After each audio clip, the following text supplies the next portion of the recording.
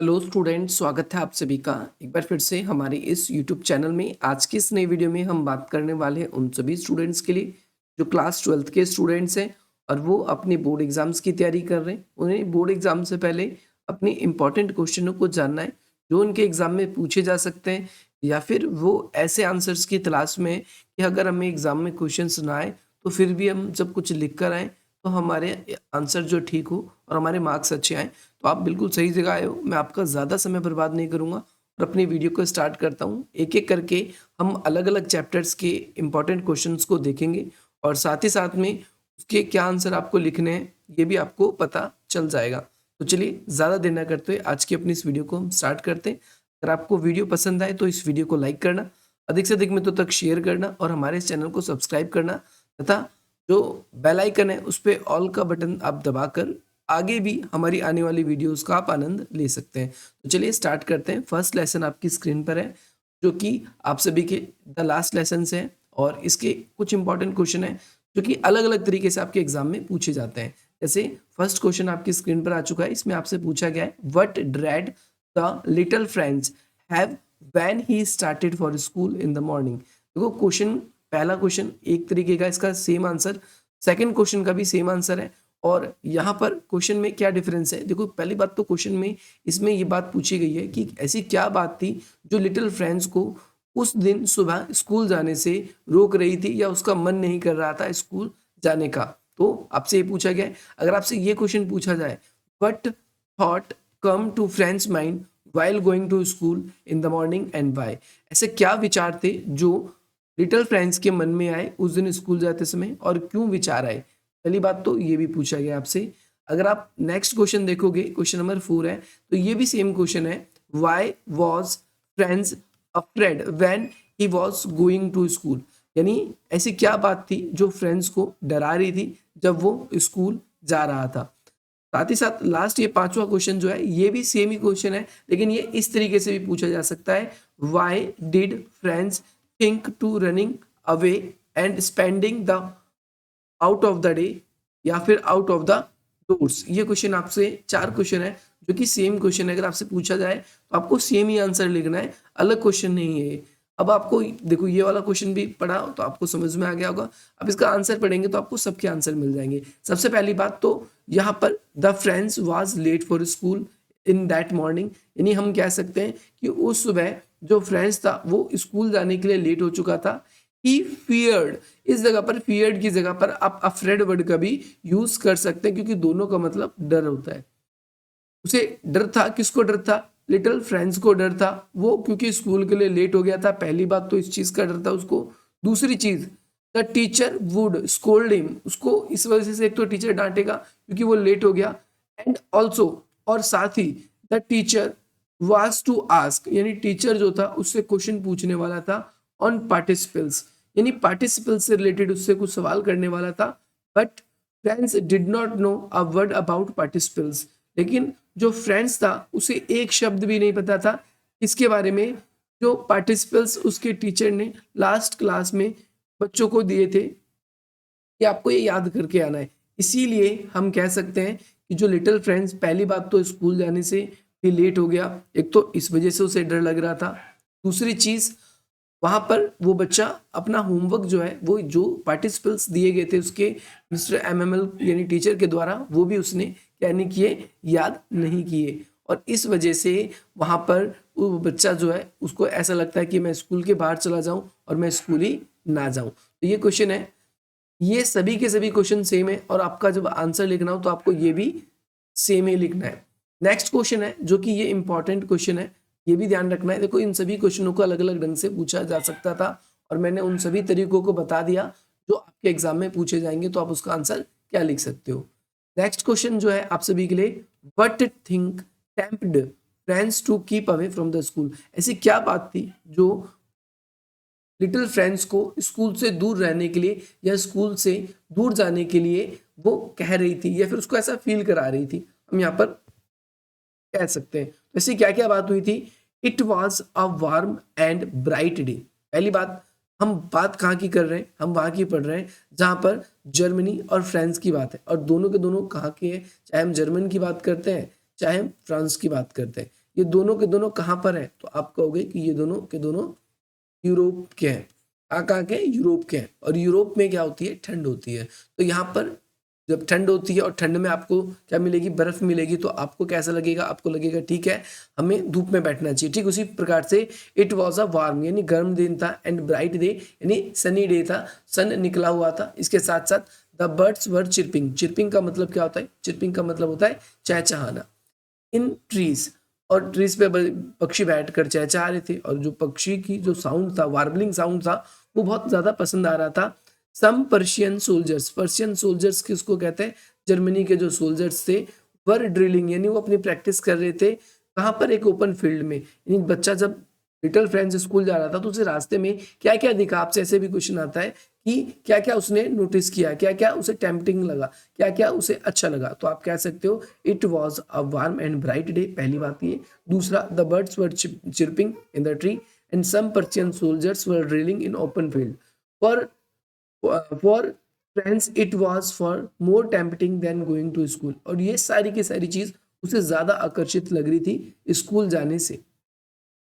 यहाँ पर same question है, लेकिन वो इस तरीके से भी पूछा जा सकता है, for Franz but was much more tempting than going to school and why, क्यों उसे ज्यादा अच्छा लग रहा था। तो आप यहाँ पर कह सकते हो कि he had not learn any participles which was given by Mister MML, so he was want to skip out of the school. और आप कह सकते हो कि वो स्कूल से बाहर रहना चाहता था, और साथ ही साथ वो खेलना चाहता था। वहां पर ब्राइट और वार्म सनी डे था।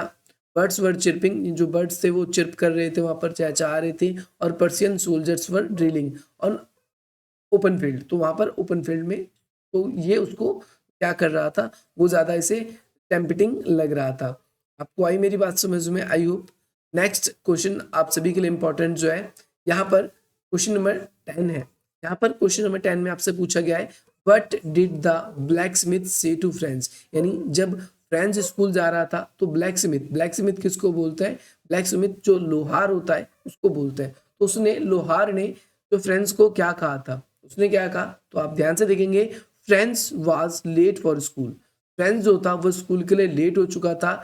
He was going as fast as he could, वो उतना तेजी से स्कूल जाने की कोशिश कर रहा था जितना वो कर सकता है, बिकॉज आपने स्टार्टिंग में ही देखा कि he was late for the school, वो स्कूल के लिए लेट हो चुका था। इसके साथ साथ the blacksmith was standing in front of the bulletin board at the town hall. आप सभी को पता होना चाहिए टाउन हॉल और इस बुलेटिन बोर्ड को लेकर एक अलग से भी क्वेश्चन आता है, तो मैं वो क्वेश्चन भी बताऊंगा। पहली बात तो जो ब्लैक स्मिथ था वो कहाँ पर खड़ा था, तो आप कहोगे कि वो बिल्कुल बुलेटिन बोर्ड के ठीक सामने खड़ा था। और ये बुलेटिन बोर्ड था वो कहाँ था, वो टाउन हॉल में था। आप सभी को ध्यान रखना है। ऑन सीइंग फ्रेंड्स, जैसे ही उसने फ्रेंड्स को देखा, किसने, ब्लैक स्मिथ ने, ही सेड, उसने कहा, क्या कहा, डोंट गो फास्ट बॉय, ज्यादा तेज मत जाओ बच्चे। इसके बाद में you will get to the school in plenty of time, आप अपने स्कूल अपने समय से पहुंच जाओगे। लेकिन इस स्टेटमेंट के बाद मैं आपको बता दूं, जो फ्रेंड्स होता है उसके मन में थोड़ा सा चिड़चिड़ापन आ जाता है। अब फ्रेंड्स के मन में चिड़चिड़ापन क्यों आता है, आपके मन में सवाल आएगा।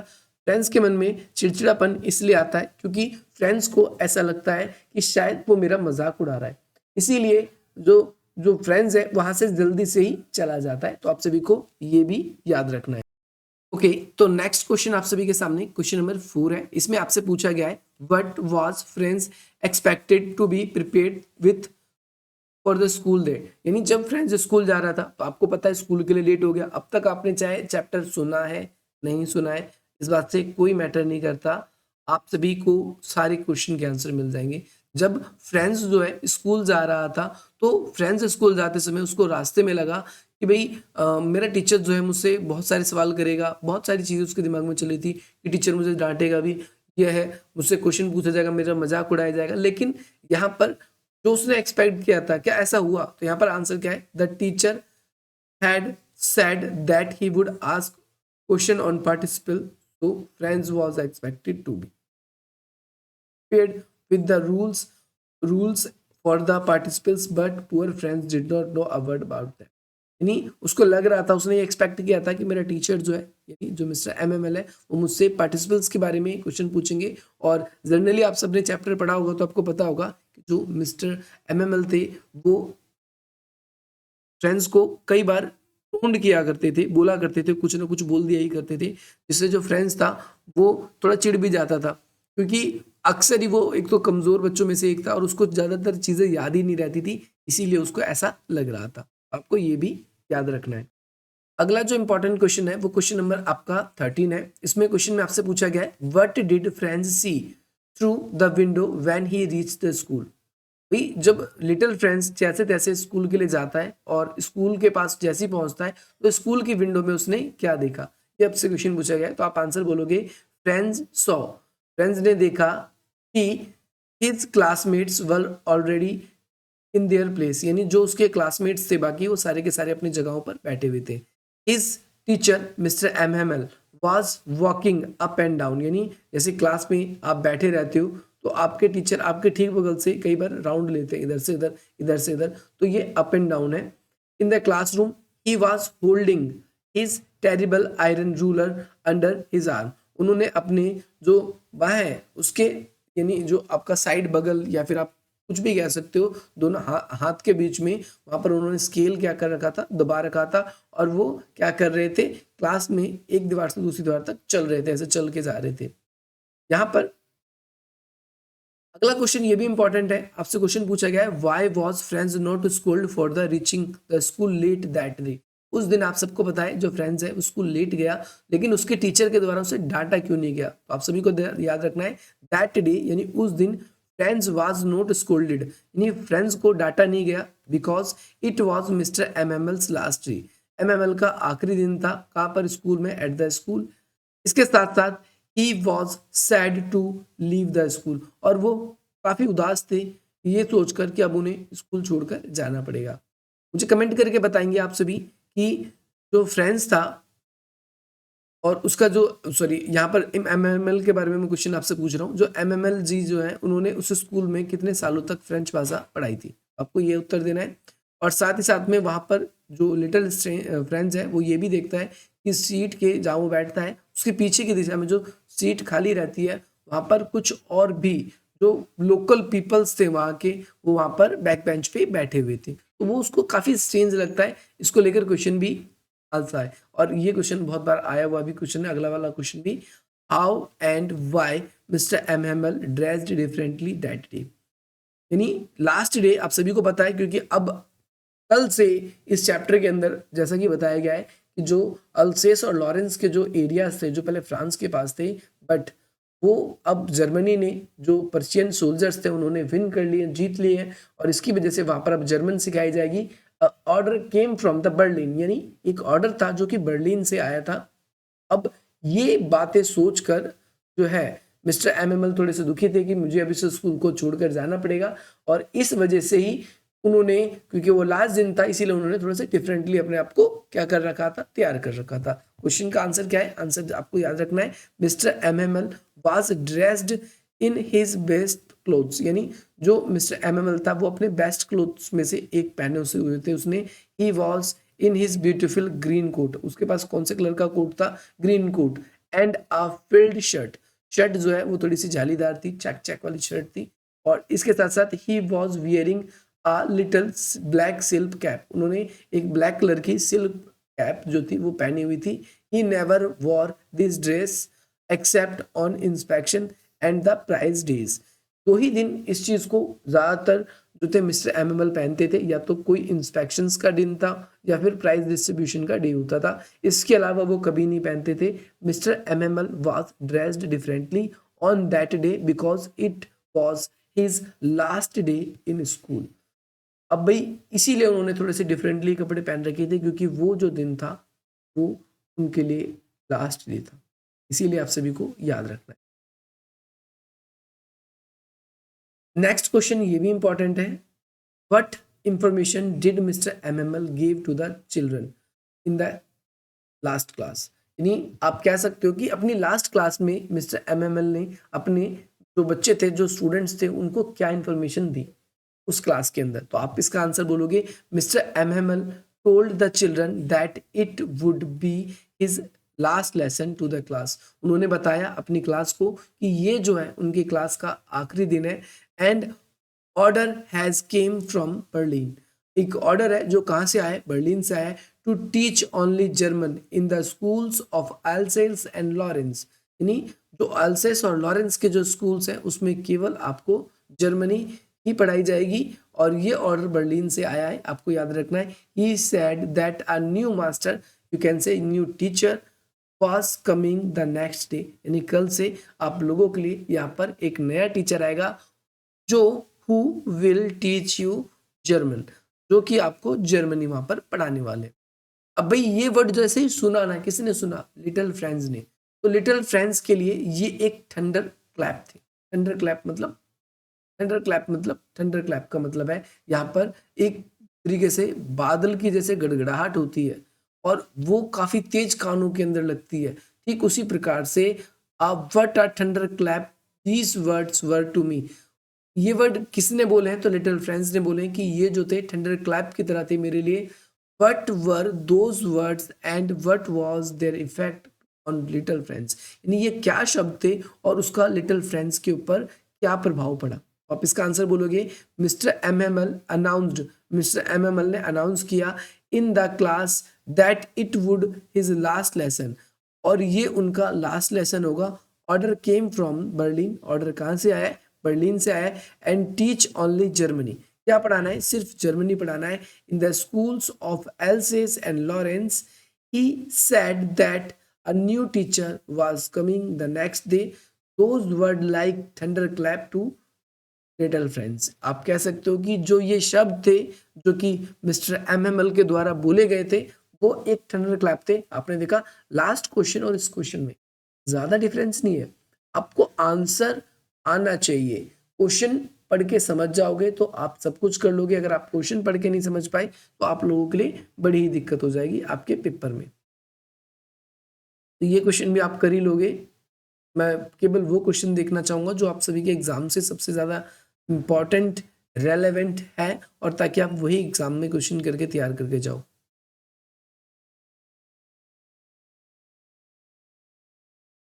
क्वेश्चन नंबर 24 देखेंगे। What was it that had brought the old man of the village to school, ऐसी क्या बात थी जो गांव के जो वृद्ध लोग थे उन लोगों को स्कूल में लेकर आ गई थी।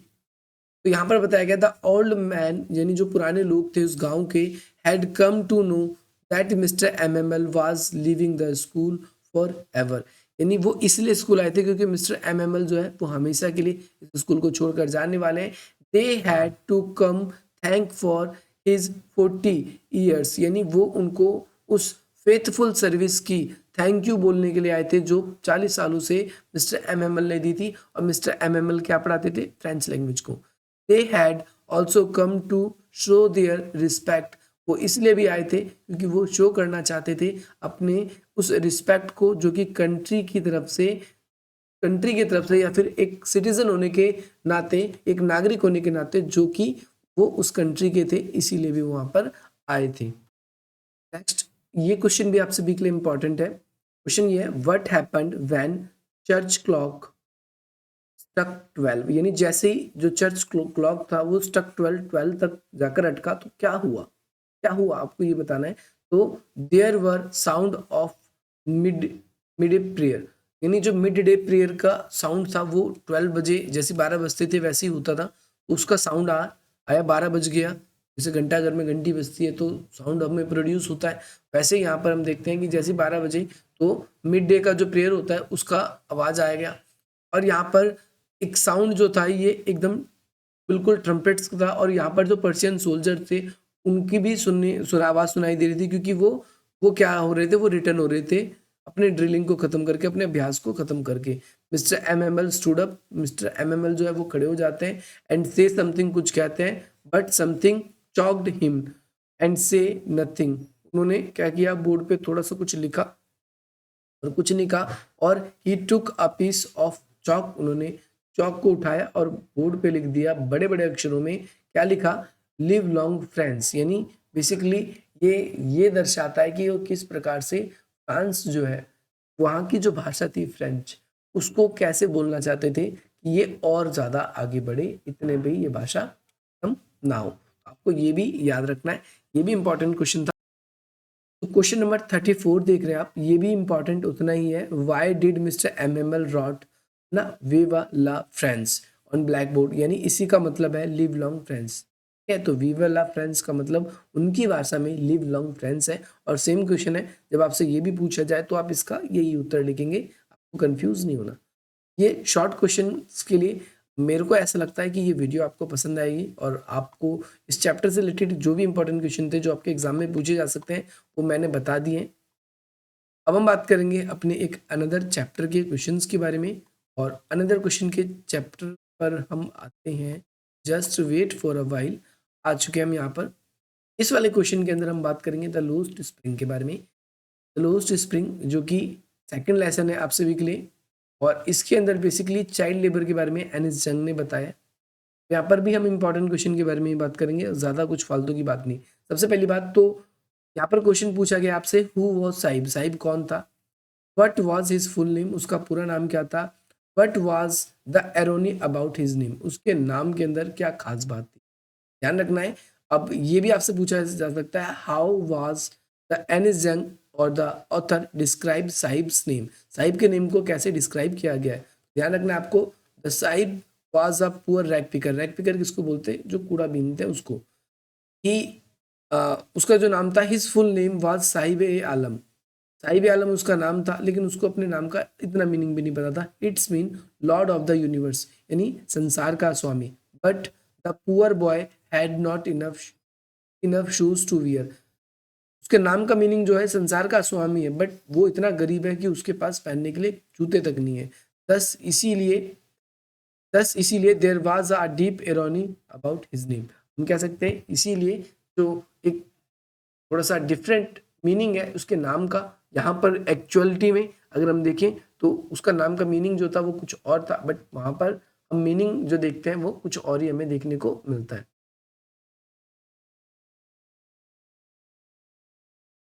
अगला क्वेश्चन ये भी इंपॉर्टेंट है आप सभी के लिए। क्वेश्चन ये है कि what promise had the writer, यानी एनिस जंग ने क्या प्रॉमिस किया किससे, साहिब से।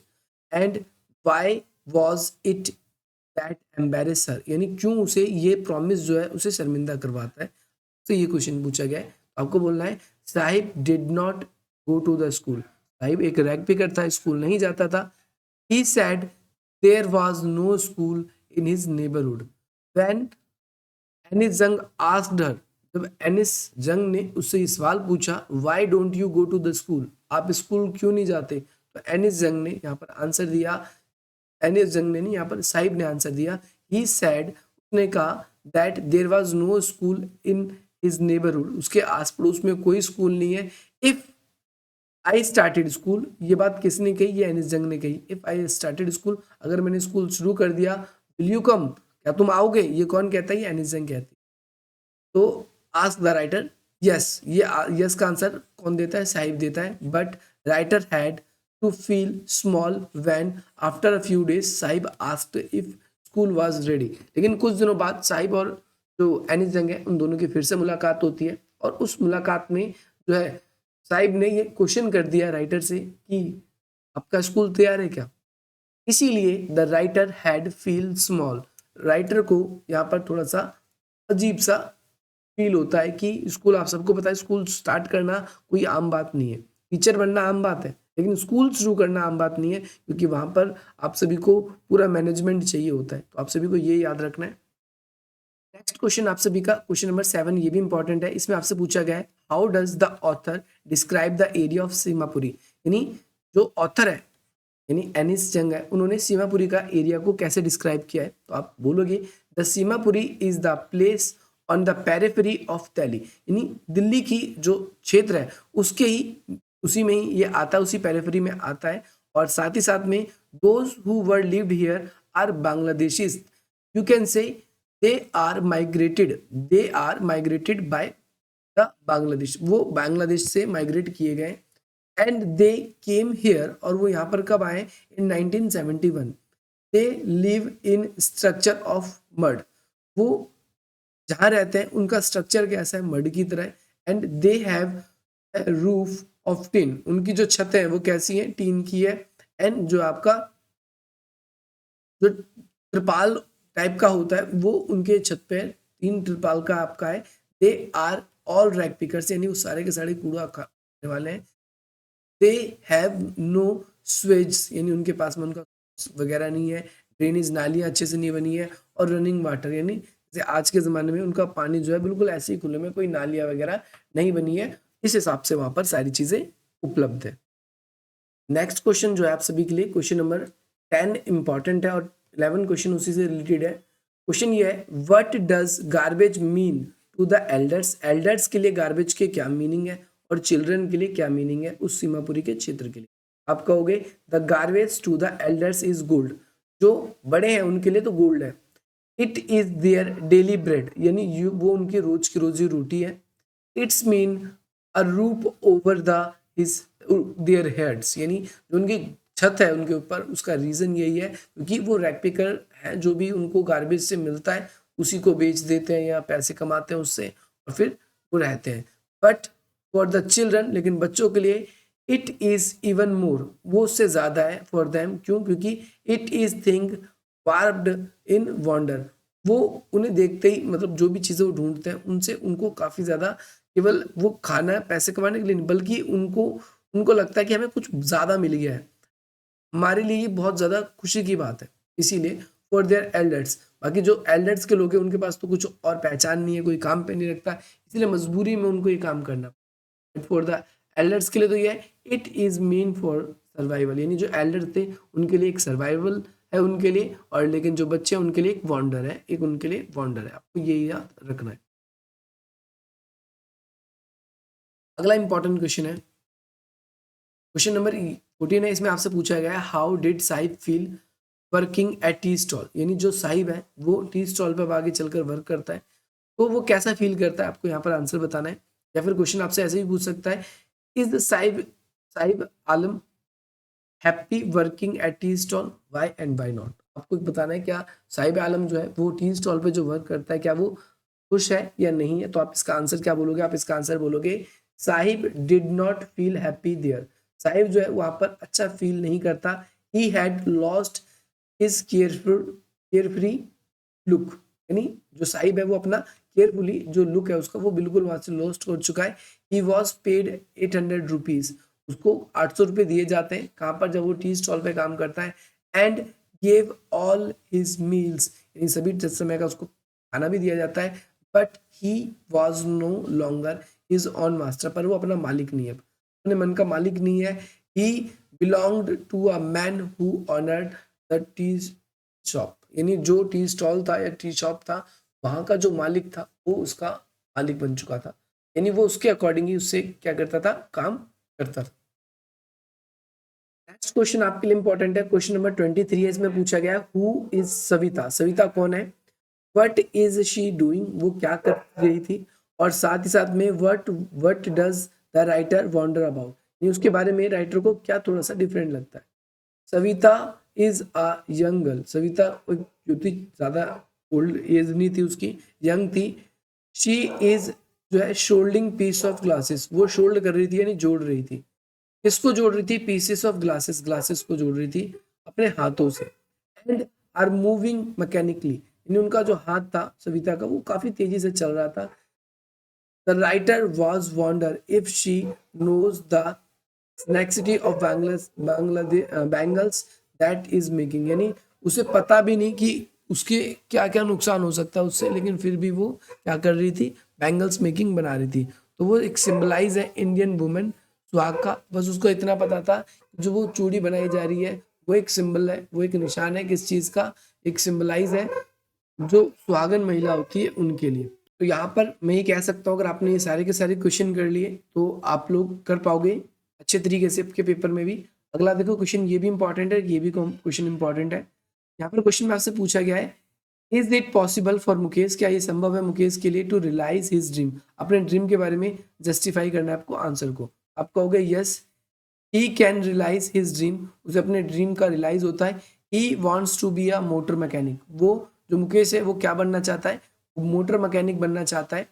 ही can realise his dream through hard work firm determination, यानी वो अपने दृढ़ संकल्प से और अपने हार्ड वर्क से ही अपने सपने को पूरा कर सकता है। He has determined to go to the garage and learn the job, यानी वो सोचता है कि मैं गैराज जाऊंगा और फिर मैं वहां पर से जो है मोटर मैकेनिक का काम सीखूंगा। The garage is a long way from his home, यानी उसके घर के आसपास कोई भी गैराज नहीं था, but he says that he will walk all the distance to realize his ambitions, यानी लेकिन वो अपने सपने को पूरा करने के लिए वो सारी की सारी जो है दूरियां जो है वो क्या कर सकता है, चल सकता है, कर सकता है, सो भी उसके लिए हो। अब आपसे क्वेश्चन पूछा गया है, what does the title lost spring convey, यानी जो लोस्ट स्प्रिंग चैप्टर का नेम रखा गया है, क्या आपको लगता है ये ठीक है? अगर आपको लगता है ठीक है तो बताइए, अगर नहीं लगता है तो भी आप बताइए। हम कह सकते हैं स्प्रिंग सिंबलाइज हैप्पीनेस, जो स्प्रिंग होता है वो इसका मतलब सिंबल होता है किसका, हैप्पीनेस का। But the children living the slum, यानी वो कहाँ पर रहते हैं, स्लम में रहते हैं। एंड हैव टू वर्क जो है मिजरेबल, मिजरेबल का मतलब है उन्हें मिजरेबल बहुत खराब स्थिति में उनको वहां पर काम करना पड़ता है। There is hardly any joy left in their lives, यानी उनके जीवन में कोई भी ऐसा मुश्किल से क्षण होता है जब वो ज्यादा एंजॉय कर पाते हैं। Thus through the title lost spring the writer wants to convey dark and dreary of the slum livers, यहाँ पर हम कह सकते हैं कि जो वहां पर लोग रहने वाले थे उनके लिए वर्ड जो है वो बिल्कुल भी अच्छा नहीं है। स्प्रिंग का मतलब हैप्पीनेस से, पर यहाँ पर कोई भी जो दोनों स्टोरी में, चाहे मुकेश की बात करें चाहे हम साहिब आलम की बात करें, तो दोनों में से कोई भी खुश नहीं था। तो आप ये कह सकते हो, आप इसका आंसर लिख सकते हो। नीचे के जो क्वेश्चन है उसमें भी आप चाहो तो ये इस वाले क्वेश्चन में सेम आंसर सकते हो।